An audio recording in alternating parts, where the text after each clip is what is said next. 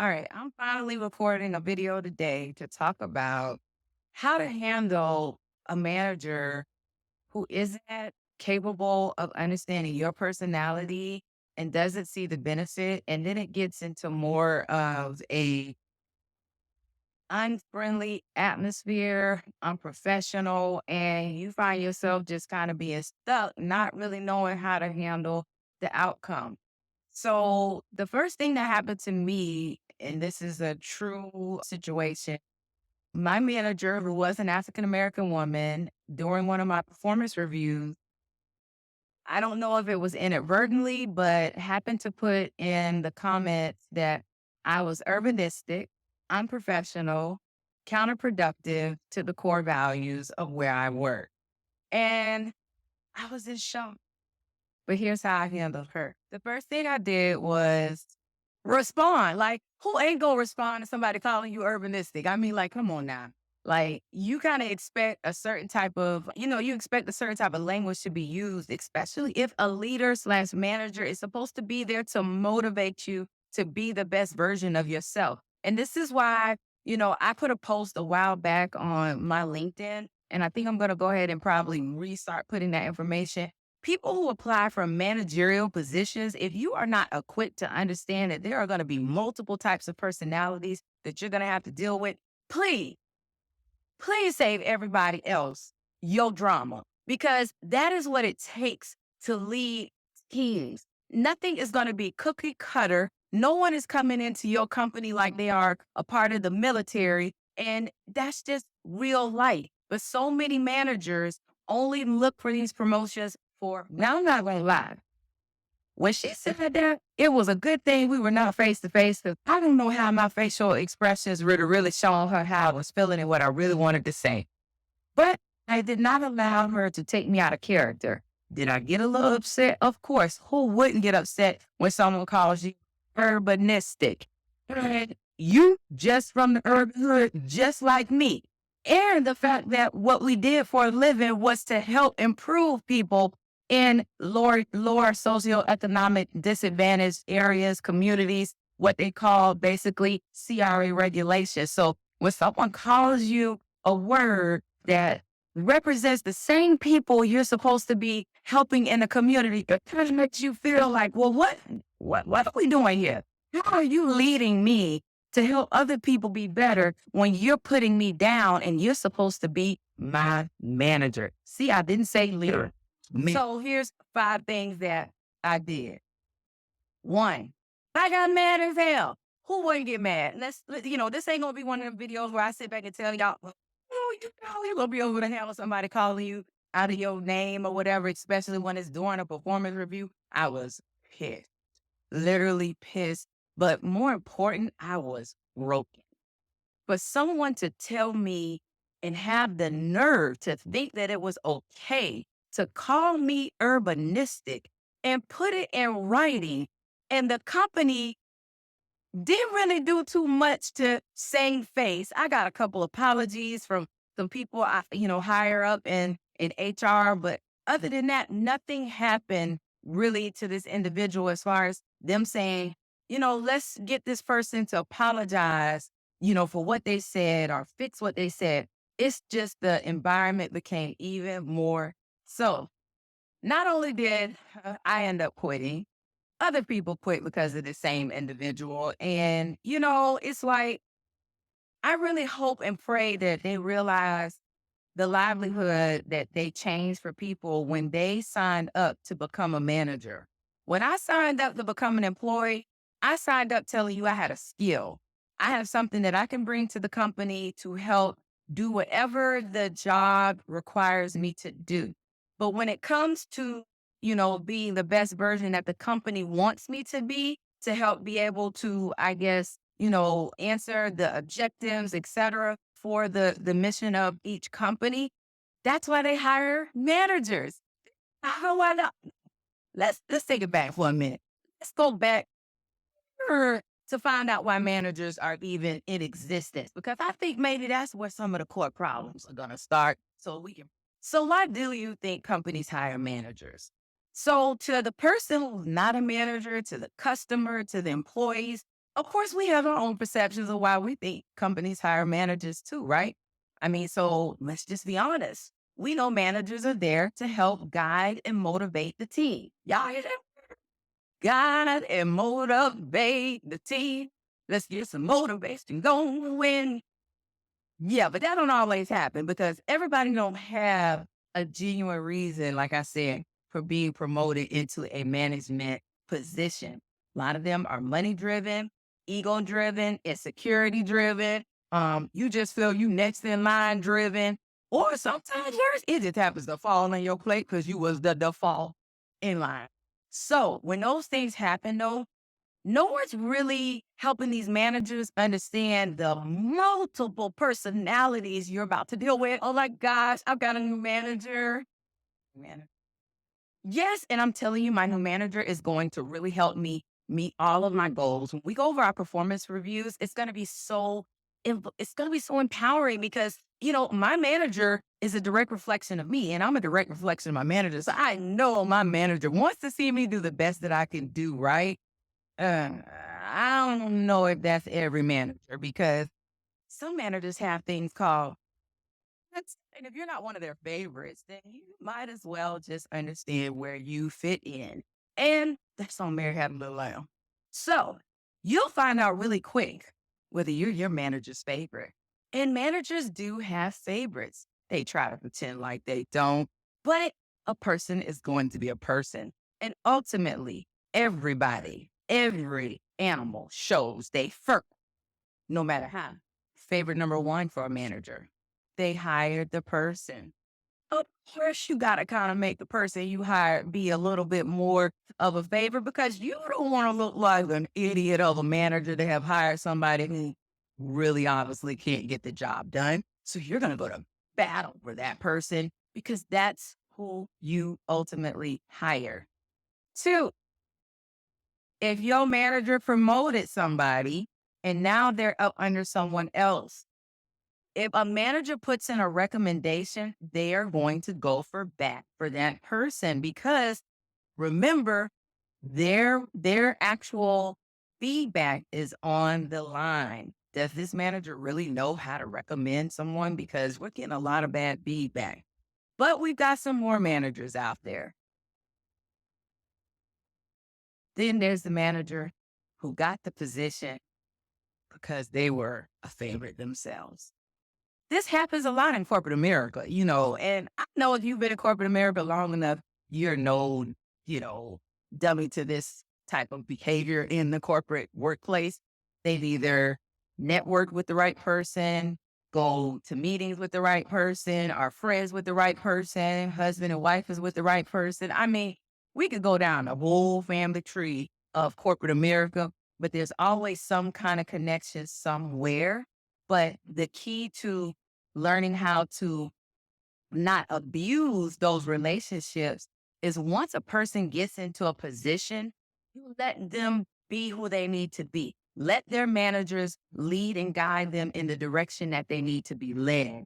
But that normally doesn't happen because people get positions based on favorites. But then it is the manager who gets the position by default. I mean, they done tried to find somebody everywhere. Nobody seems to be good enough. Nobody seems to fit the bar. So guess what? And there have been even articles written on this. They decide to promote the next person in line. I mean, it just makes sense. You've been doing this for 20 years. So you've got to be prepared to lead and manage people's dang old lives. Like it's just a no brainer because you've been doing the leg work for 20 years. So that just automatically qualifies you to be the next person in line to become the manager over other people's livelihoods. I hope people are really rethinking that because that just doesn't work. So after you got that manager, then you got the manager who goes and puts down everybody else to try to make themselves look good. They're out there. So I think I've kind of given enough background to how some managers get in positions and to why we're taking back to the manager that I had the nerve to put it right in that I was urbanistic. This is where those types of managers come from. And if people don't take the time to help, you know, coach and training these young managers who feel that they're management material just because they've been in position for XYZ number of years, this is where the personality conflicts start to happen.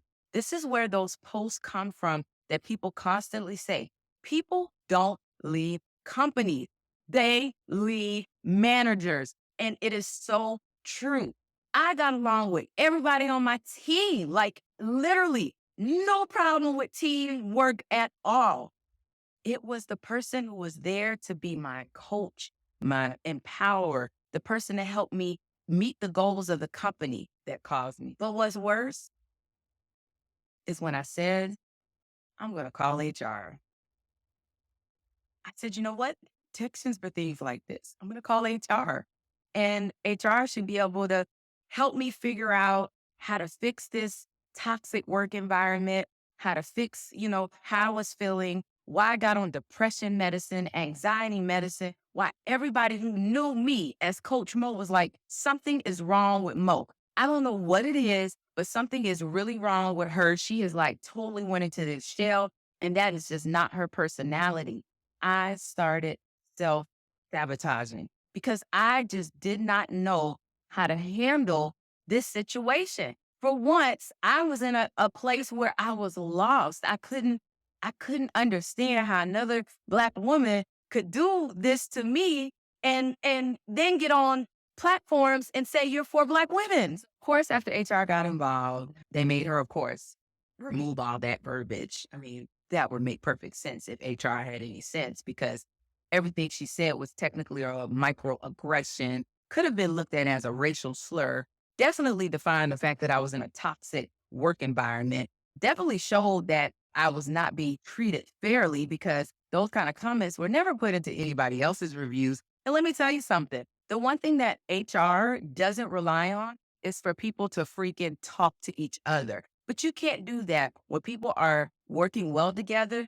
And of course, you start talking to people, hey, how did your performance review go? What were some things that you saw that you could do better? Or some of the feedback that you got to help you, be better for the next review. I mean, at the end of the day, do managers not realize when you have to give somebody a non-satisfactory, that still goes back on you. You. Ultimately, though, guys, HR didn't fix it. It got to the point where my manager would text me, not say hi, cat, dog, mouse, just a question. No, nothing. No communication, and it's like, how do you work with a manager who doesn't know how to let stuff go? Like, I'm still working. I'm still trying to figure out, and then it doesn't make it any better when you know more than they do. And I don't mean that in a cocky way, but if I have to go back and show you data to help you understand how my goals were even constructed in the first place, I kind of question how you're supposed to help me get to my goals. So those kind of things I'm sure made us clash. But every comment I had with this manager was, I want to see you do better. I want to help you do better. I don't want to be a manager. I was happy and content. I was happy and content in my position managing just Mo. That's it. I have been a manager for so many years that I knew at this point, I just wanted to be responsible for Mo. It is a lot to jump into trying to be a manager, let alone then a leader. And one thing that will be in my next video is we've got to stop saying that we only need leaders. You have to have a mixture of both. You have to have a leader and a manager who knows how to perfectly blend those two together to really help maximize the effectiveness of the people that they are actually over and helping them be the better version of themselves in their particular position. If you have too much of a leader, they can't help you understand the tactical side. They see strategy. But then if you have too much of a manager, they see too much of the tactical side. But when you have a leader and a manager, they know how to take strategy, tacticality together, and boom, you've got someone who can understand both sides of the lens to get the job done. Now, that has nothing to do with the third most important part that all managers have to understand. You are not nobody mama and you are not nobody daddy. You are here to manage and lead a grown person. If you are able to work, you are not someone's mother. You are not their father. So come correct when you speak to people. That's just plain common freaking sense. You don't like how somebody responds to you, you need to go back and ask yourself, how did you approach them? Did you build a relationship with that employee that you feel you can even talk to them in any kind of manner? And that's what happened. But walk into the managerial roles like they just can talk to anybody any kind of way. And that's not right. So this is why I started my book and it is almost done. So if you are, really interested in how to overcome some self-sabotaging mindsets, things that happen to you on the workplace, through friendships, through just, relationships, through motherhood, there's so many things that we as individuals begin to, you know, bring that hurt and pain inward because we have not learned how to really process it. And I can only speak from experience that I was one of those people. I literally just went, I'm going down. I'm going down. I know. Yeah. I was going down. The people who cared about me could see it, but I didn't care. I was in a place. I was broken. So to end this really quick, because I know I went over a whole lot, and that's what this YouTube channel is going to be about. It is really how to overcome self-sabotaging ways, how to have a better, healthy lifestyle for yourself, how to transition in your 40s, because this is for, women who have lived with certain things for so many years in their lives. It is hard to change. And, I'm 47 and I'm sitting here saying, what is the next couple of years going to look like as it relates to my relationships, my networks, my associates? How do I learn how to have that perfect balance? Because once people like this do you wrong, you sometimes have this wall up that's so in your face, you don't trust nobody. And when you don't trust people, you lose out on a lot of extra opportunities. And we're going to go over that too, because understanding the difference between networks, associates, and friends. So I hope y'all enjoyed this. I'm going to figure out how I'm going to do my setup. I'm actually standing because I got so freaking excited to finally come and tell my story, guys. This was almost like me being able to just journal to the world because I needed to get it off my chest. I was such a public figure where people were like seeing me everywhere. And then all of a sudden I just disappeared. And people were like, what happened to Mo? I don't understand what happened to Mo. Well, now y'all do. Now you do. Good thing is I'm in a beautiful space right now and I am loving, where I'm at now. I've got great leadership. I've got people that understand my personality. So if y'all watching Suits, I haven't got a code. I'm a little bit of Lewis, and I get it. And I don't mind taking that feedback because there are some times I got a lot of Lewis mentality in me, but then I got a lot of Donna in me. And at times when I'm a Donna, I call myself Modonna. So if you hear me if you hear me coming back and tell y'all this is a Modonna movement, I'm gonna make sure I put Donna up in the screen so that y'all can see what's going on. If it's a Harden movement, Jessica movement, I love Sue. Guys, when I watched that whole show, if you have not watched Suits, you really need to watch it. And it just helps you see how many different types of personality can go on in a workplace and how you can ultimately still work together, understanding everybody's strengths and weaknesses. It is possible, but it has to take the ability to acknowledge yourself first, what you can do. So on the next video, I'm going to show you all my official brain dump that I sat down and wrote as I was trying to figure out how to get out of this feeling I was in, this blind moment I was in based on me leaving my previous company.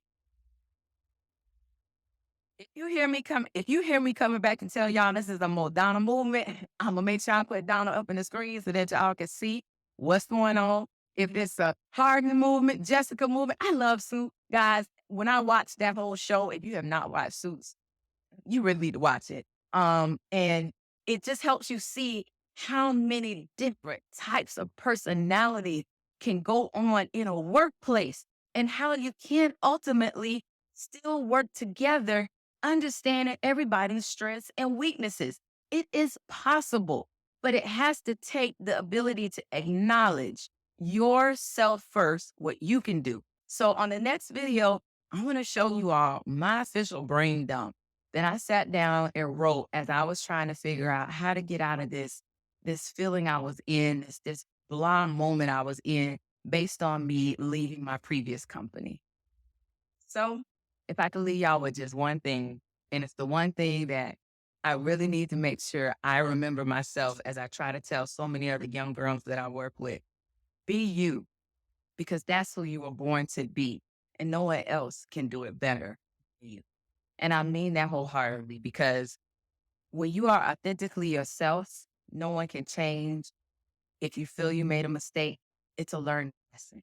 Learning your language, how to talk to yourself, just because you might have stumbled or, fell off track, that's not the same as failure. But if you say you're a failure, oh my goodness, that mind, that neural, that neural, that what do you call it? The orbital thing, cortex, all that kind of stuff. And I've been reading about, guys, it puts an imprint in your mind. And, people can see that. So we got to learn language. You got to learn how to talk to yourself. Get out of your way. It's time to get out of your way. It's time to stop having so many self-sabotaging moments. It's time to really take a look at the man in the mirror. It's time to be the best version of yourself because you were born to be you. And now Coach Mo gonna give you all the clues. Like that. I know it sounds corny, but it's the truth. On this channel, that is exactly what we're going to talk about. We're going to talk about real stuff. We're going to talk about things that most people are afraid to talk about because, yeah, there could be some backlash. So I hope I get a lot of subscribers. So just in case anything happens to me while I'm actually reporting on this information, that y'all will definitely support my channel so that I might become self-employed. Who knows? We'll see though. But anyways, that's what this channel is going to be about. Health, life, love, beauty, hygiene, all the things in between, and most importantly, career, networks, relationships, and more. I'm ready to dig it all